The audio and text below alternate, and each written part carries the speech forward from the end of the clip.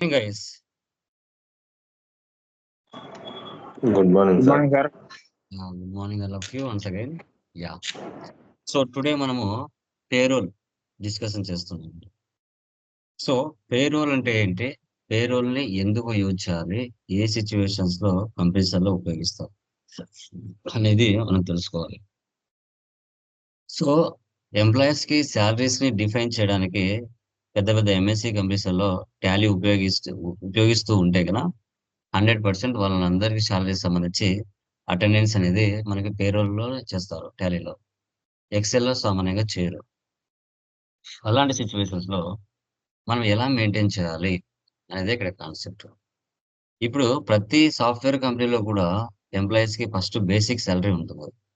ఆ బేసిక్ సాలరీకి house rent allowance, travelling allowance, medical allowance, DNS allowance ఇవన్నీ add చేస్తారు. ఫర్ ఎగ్జాంపుల్, మీ శాలరీ బేసిక్ శాలరీ 25,000 ఉంది. దానికి హౌస్ రెంట్ అలవెన్స్ ఒక 2%, ట్రావెలింగ్ అలవెన్స్ ఒక 1%, డిఎన్ఎల్ఎస్ అలవెన్స్ ఒక 3%, మెడికల్ అలవెన్స్ ఒక 4% యాడ్ చేస్తే నీ గ్రాస్ సాలరీ 30,000 అవుతుంది.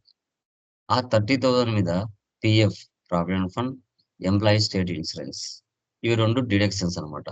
సో ఆ గ్రాస్ సాలరీ మీద ఒక 3,000 కట్ అవుతుంది. పిఎఫ్ ఒక 2%, ఈఎస్ఐ 3% అనుకోండి. సో రెండింటి మీద ఒక 3,000 గ్రాస్ సాలరీలో కట్ అవుతాయి. బై హ్యాండ్ నెట్ సాలరీ ఎంత వస్తుంది అనేది ఐడెంటిఫికేషన్. ఇది ఎలా చేయాలనేదే ఇక్కడ మనకి కాన్సెప్ట్. దీన్ని మనం ఏ విధంగా చేయాలనేదే కాన్సెప్ట్. ఓకే. సో దీంట్లో మళ్ళీ మన ప్రొఫెషనల్ ట్యాక్స్ కట్ అవుతుంది. వేరియబుల్ పే కూడా ఉంటుంది. ఓవర్ టైం చేస్తారు. అటెండెన్స్ కూడా వేయాల్సి వస్తుంది. సో వీటిని ఎలా చేయాలనేది ఒకసారి తెలుసుకుందాం. టాలీ కనబడుతుందా? చూడండి. 109 టాలీ సొల్యూషన్స్ ప్రైవేట్ లిమిటెడ్. అక్కడ ప్రతి కంపెనీలో డిపార్ట్మెంట్స్ కామన్ గా ఉంటాయి. Sales department, administration department, R and D department, finance department. Okay.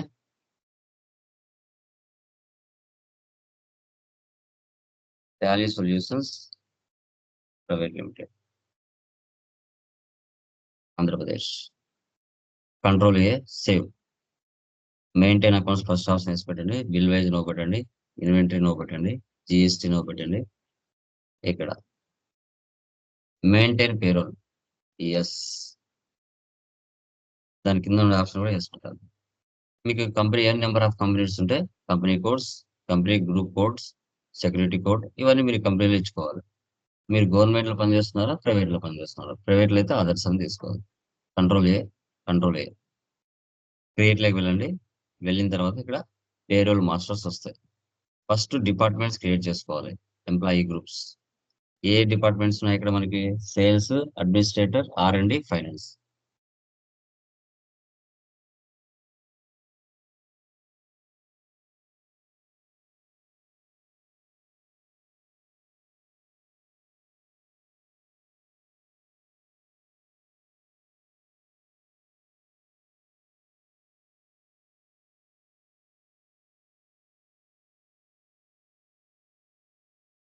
Finance తర్వాత ఎంప్లాయీస్ ని క్రియేట్ చేసుకోవాలి. ఓకే. ఇక్కడ అన్ని ఫీచర్స్ ఉండవండి. రైట్ సైడ్ లో F12 ఉంటుందా? ఇవి నోలో ఉంటాయి యాక్చువల్గా కొన్ని. ఇలా కొన్ని ఆప్షన్స్ బయటికి వస్తాయి. అప్పుడు మీకు అన్ని ఆప్షన్స్ బయటికి రావాలంటే F12కి వెళ్ళి అవన్నీ వేసి పెట్టాలి. సెకండ్ అవసరం లేదు. ఇవన్నీ ఆప్షన్స్ వేసి పెడితే అప్పుడు నువ్వు ఒక కంపెనీలో జాయిన్ అయిన తర్వాత ఆ కంపెనీ వాళ్ళు నీ ఎంప్లాయీస్ యొక్క టోటల్ డీటెయిల్స్ తీసుకుంటారు. మీ యొక్క ఆధార్ నెంబర్, మీ పాన్ కార్డ్ నెంబర్, తర్వాత తర్వాత మీ passport details, contact details, PF details, మీ ఫాదర్ నేమ్, మదర్ నేమ్, మీ డెసిగ్నేషన్ ఏంటి ఇవన్నీ కూడా తీసుకుంటారు. వీడియోని 1-2 సార్లు చూడాలి. అర్థం అవడానికి కొంచెం టైం పడుతుంది. నేమ్ చూడండి. Rohit Rai, Preeti Simha, Sharma, Ramesh. Department administration, date of joining. ఇలాంటి ఎగ్జాంపుల్స్ కూడా ఇక్కడ ఇచ్చింటాను. ఒకది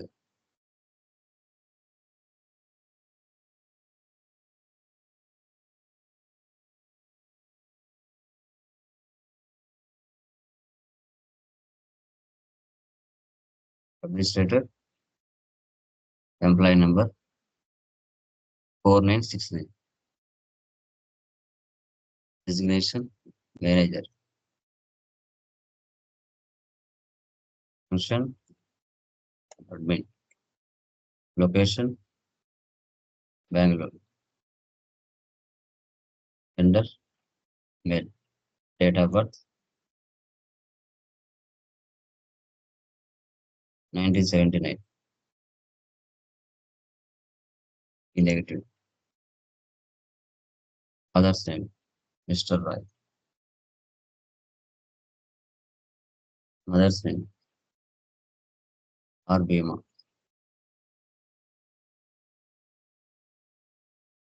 Address 645 Sajjapur Road,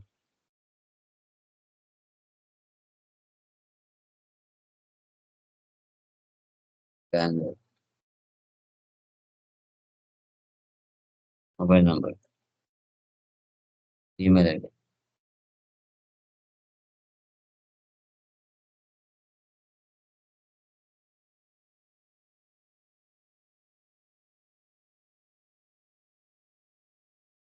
Bank details.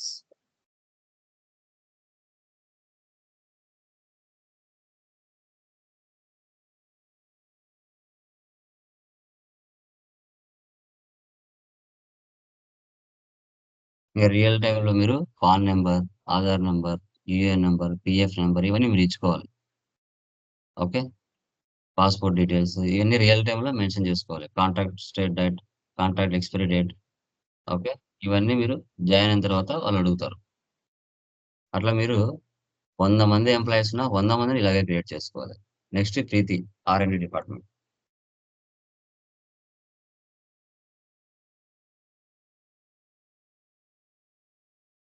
Control A save. తర్వాత Sharma sales department. Control A. Ramesh finance department. ఈ విధంగా ఎంటర్ చేసుకోవాలి employees. Escape. Units.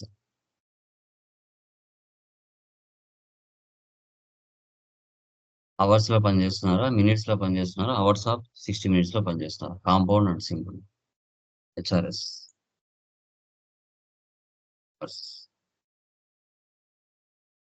మైఎన్ఎస్. It's back వెళ్ళడా సింపుల్ తీసేసి కాంపౌండ్ పెట్టండి. Hours of 60 minutes. తర్వాత అటెండెన్స్. నెలకు ఎవరెవరు ఎన్ని రోజులు వచ్చారు దానికి ముందుగా సెటప్ చేసుకోవాలి. Present primary attendance leave with pay. Absent primary leave without pay. Over time primary production. Present attendance leave with pay. Absent leave without pay. తర్వాత over time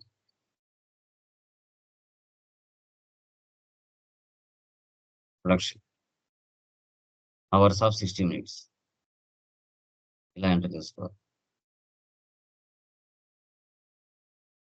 pay heads create చేయాలి. బేసిక్ పే ఇవన్నీ. So pay heads basic pay, house rent allowance, conveyance, over time pay, variable pay. Okay, వాటన్నిటికీ photos కూడా ఇక్కడ ఇచ్చి ఉంటాను. First basic pay. Video 1-2 సార్లు చూడాలమ్మా నిదానంగా. Pay head type. List of pay head types మనకి. ఓకే, ఎంప్లాయీస్ కి ఎర్నింగే కదా ఇది. 1 year వరకు శాలరీస్ పెంచరు కదా, ఫిక్స్డ్. బిజినెస్ కదా అంటే మనం జీతం ఇస్తాం కాబట్టి మన బిజినెస్ కదా ఎక్స్పెన్సే కదా. తర్వాత క్యాలిక్యులేషన్ టైప్. ఏ బేస్ మీద నీకు శాలరీస్ ఇస్తున్నారు? ఆన్ అటెండెన్స్ మీదనా, ఫ్లాట్ రేటా, ప్రొడక్షనా, యాజ్ కంప్యూటెడ్ వాల్యూనా, యాజ్ యూజర్ డిఫరెంట్ వాల్యూనా? ఆన్ అటెండెన్స్ మీదనే నీకు జీతం ఇస్తారు. So present days. మంత్స్ వైజా, డేస్ వైజా, ఫోర్ట్ నైట్సా, వీక్సా? Months wise. తర్వాత క్యాలెండర్ ఇయర్ ప్రకారం ఇస్తున్నారా, లేదంటే యూజర్ డిఫైన్డ్ నువ్వు ఎన్ని రోజులు వస్తే అన్ని రోజులు ఇచ్చారా, లేదంటే మనకి క్యాలెండర్లు ఎలా ఉంటే అలా. ఇండియా ఫైనాన్షియల్ ఇయర్ 1 ఏప్రిల్తో స్టార్ట్ అయ్యి 30+3 ఎండ్ అవుతుంది. లేదా అమెరికా ఫైనాన్షియల్ ఇయర్. ఓకే, ఏ బేస్ మీద?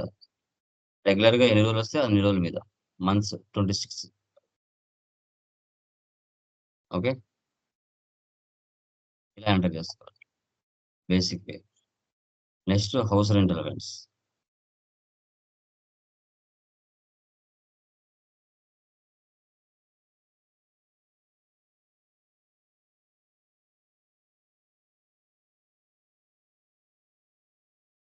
Calculation type as computed value.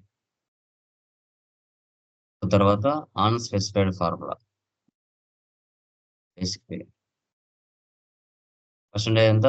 40%. అంటే నా దగ్గర పనిచేసే ఎంప్లాయీస్ కి మేము వాళ్ళకి హౌస్ రెంట్ అలవెన్స్ కూడా ఇంత పర్సెంటేజ్ ఇస్తున్నామని గవర్నమెంట్ ట్యాక్స్ తక్కువ చూపించడానికి ఎంప్లాయీస్ మీకు ఆఫర్ లెటర్ లో లాస్ట్ లో మెన్షన్ చేస్తారు వాట్ ఈస్ వాట్ అనేసి. ఎంటర్.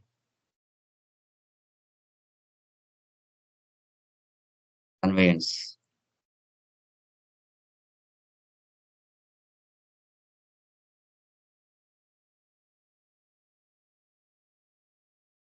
Flat rate. ఇప్పుడు అందరికి కూడా క్యాడర్ ని బట్టి మీకు పర్సంటేజెస్ ఉంటాయి.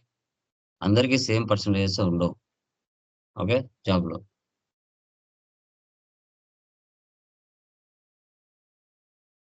ఓ టైం పే.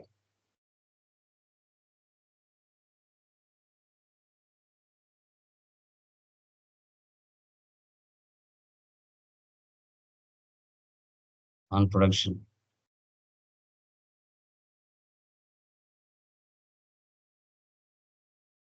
Variable pay.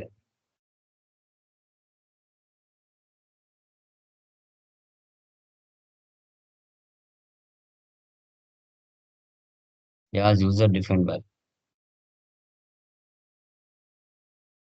ఇలా బేసిక్ శాలరీకి ఇవన్నీ యాడ్ చేస్తాం. తర్వాత పిఎఫ్, ఈఎస్ఐ కూడా, ప్రొఫెషనల్ ట్యాక్స్ కూడా యాడ్ చేయాలి. EPF 12%.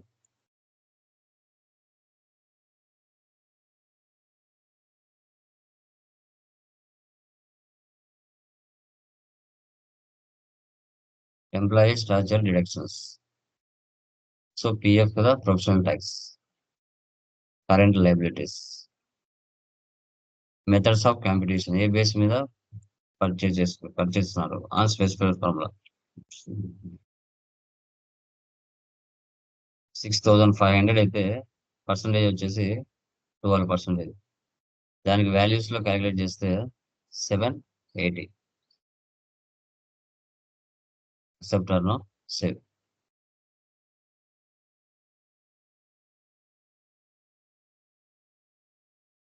Employee ESI 1.75%.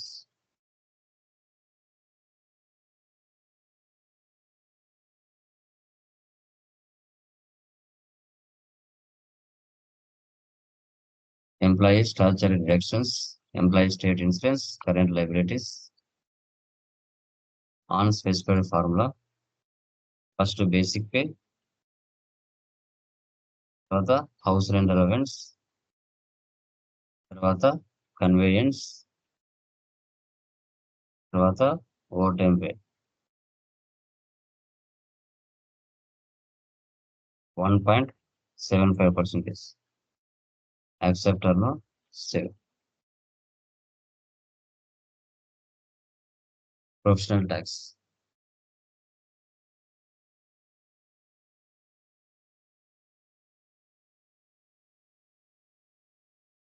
Employee statutory deductions, tax,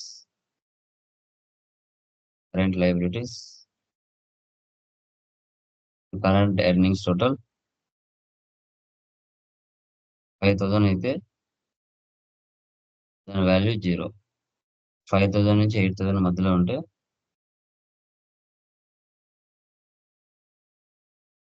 దాని వాల్యూ వచ్చేసి 60. 8 నుంచి 10,000 మధ్యలో ఉంటే వాల్యూ వచ్చేసి 100. 10,000 నుంచి 15,000 మధ్యలో శాలరీ ఉంటే దాని వాల్యూ వచ్చేసి 150. అంతకు మించి పైన ఉంటే 200. ఇలా కట్ చేసుకుంటారు.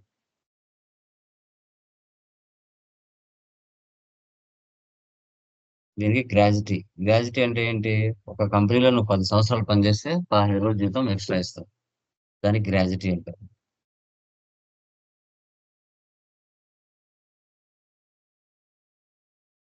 మంత్కి 26 డేస్ కదా. 1 నుంచి 60 నెలలు అయితే ఏముండదు. 61 నెలల నుంచి 120 మంత్స్ అయితే కదా 15 డేస్. అంతకు మించి ఎక్కువ ఉన్నా కూడా 15 డేస్. ఇది గ్రాజ్యుటీ అంటారు. ఇలా అన్నిటిని మనం ఎంటర్ చేసుకోవాలి. తర్వాత శాలరీస్ డిఫైన్ చేసుకోవాలి. ఎస్కేప్ ఇవ్వండి. ఎస్కేప్. ఆల్టర్లోకి వెళ్ళండి. ఆల్టర్లోకి వెళ్ళిన తర్వాత డిఫైన్ శాలరీ. ఫస్ట్ మనం చేసిన డిపార్ట్మెంట్స్ అన్ని ఇక్కడికి వస్తాయి. ఇక్కడ ఒక దానికి ఎగ్జాంపుల్ సెట్ చేసుకోవాలి మనం. 1, 4 సెటప్ చేసుకోవాలి ఆర్డర్లో. చూడండి, ఈ విధంగా సెటప్ చేసుకోవాలి. Basic pay, house rent allowance, conveyance, over time pay, variable pay, personal tax, employee PF, employee ESI, గ్రాజ్యుటీ. Accept or save. ఇలాగా. ఇప్పుడు 1 by 1 అందరికి సాలరీస్ ఇచ్చుకుంటూ సెటప్ చేసుకుంటూ రావాలి.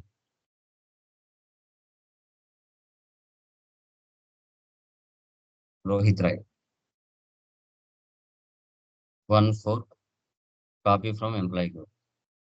Okay, 11,000. Conveyance 500. Over time 40. Control A save. Next remaining.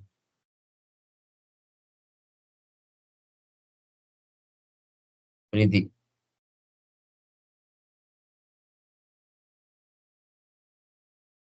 Basic pay 12,000. Conveyance 40%. Control A. Next Sharma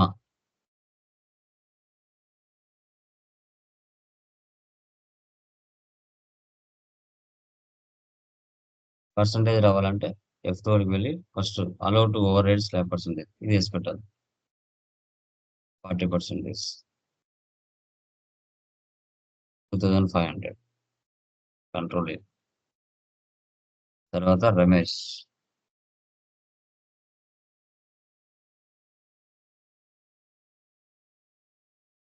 18,000. 20%. 2,150. Control A. ఇలా ఇవ్వాలి. తర్వాత attendance ఇచ్చుకోవాలి.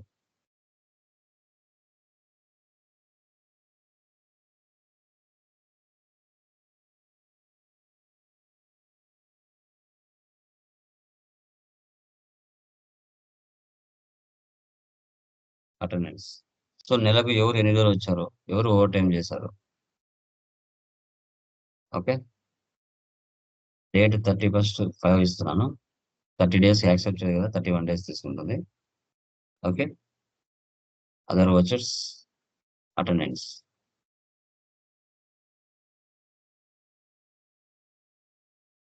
Autofill present days. ఎవరు ఎన్ని రోజులు వచ్చారు? ప్రీతి 18 డేస్ వచ్చింది. రమేష్ 22 డేస్ వచ్చాడు. Rohit Rai 26. Sharma 20. Autofill over time.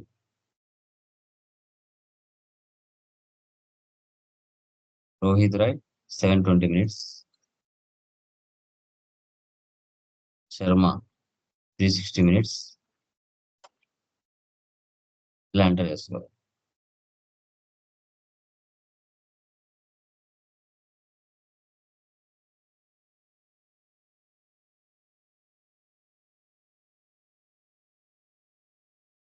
తర్వాత వేరియబుల్ పే సెటప్ చేయాలి. ఇక్కడ కంట్రోల్ ప్లస్ F4 ఇవ్వాలి. ఇచ్చిన తర్వాత అవుట్ ఆఫ్ ఫిల్.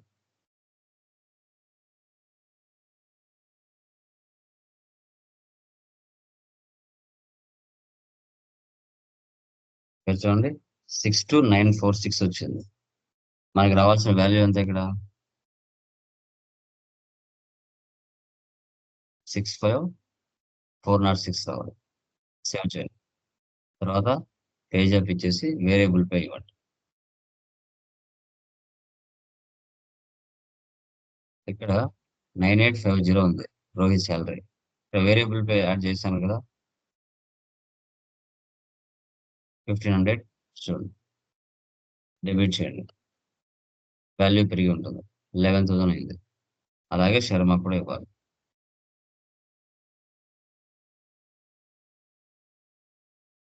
శర్మకి 1000. ఓకే చూడండి 65 వచ్చిందా?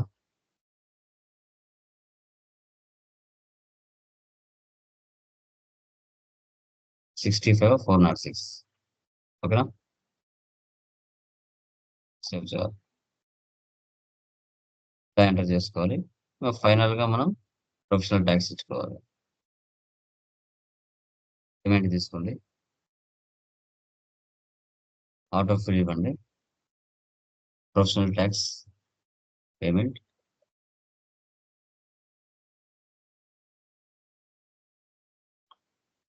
$700, 150, 200, 150, 200. సేవ్ చేయాలి. ఇంకా ఫైనల్ గా పే స్లిప్స్ చూసుకోవాలి. Display more reports, payroll reports, pay slip, Rohit Rai 26 days 12 hours extra వచ్చాడు. సో 12,280 రూపీస్ అతని గ్రాస్ శాలరీ.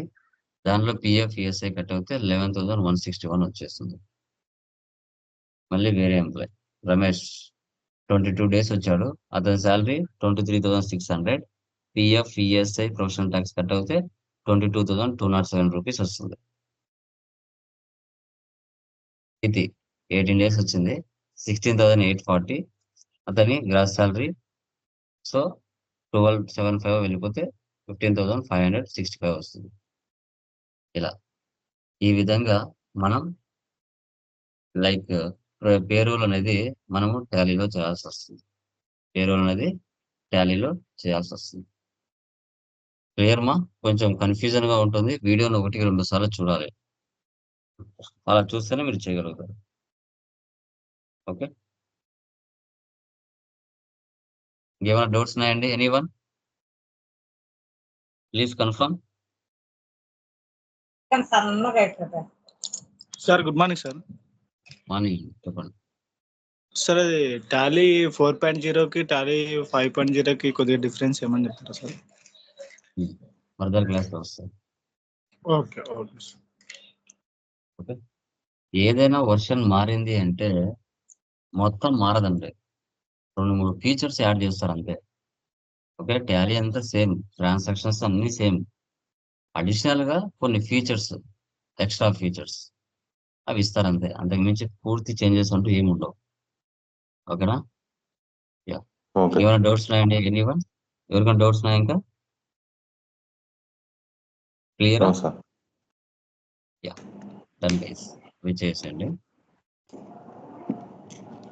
సో